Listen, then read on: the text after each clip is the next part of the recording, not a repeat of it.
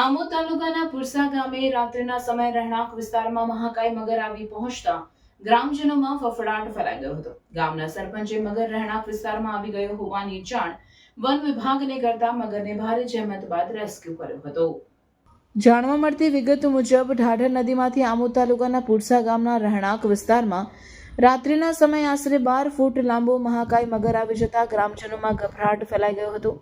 ગામના સરપંચે આમોદ વન વિભાગને જાણ કરતા વન વિભાગના range forest officer Ramesh Chauhan તથા forester Jashubhai Parmar, beat guard Anil Padhiyar, Vipin Parmar તેમજ જીવદયા કાર્યકર અંકિત પરમારને સાથે રાખી ભારે જહેમત બાદ મહાકાય મગરનું રેસ્ક્યુ કર્યું હતું.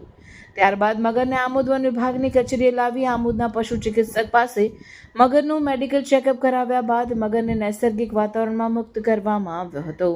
અમારો સ્ટાફ તથા જીવદયાના કાર્યકર એવા શ્રી અંકિતભાઈ, અનિલભાઈ અને અનિલભાઈ પઢિયાર અમારા સ્ટાફ મિત્ર બધા સૌ તથા ત્યાં ગામના આગેવાનો, ગ્રામજનો અને અન્ય લોકોની સહાયથી આ મહાકાય મગરને અમારા નાયબ સંરક્ષક શ્રી ભાવનાબેન દેસાઈના માર્ગદર્શન હેઠળ રેસ્ક્યુ કરવામાં આવેલ છે અને આજરોજ તેનું ડૉક્ટરી સર્ટિફિકેટ મેળવી તંદુરસ્ત હાલતમાં તેને નૈસર્ગિક વાતાવરણમાં મુક્ત કરવામાં આવશે.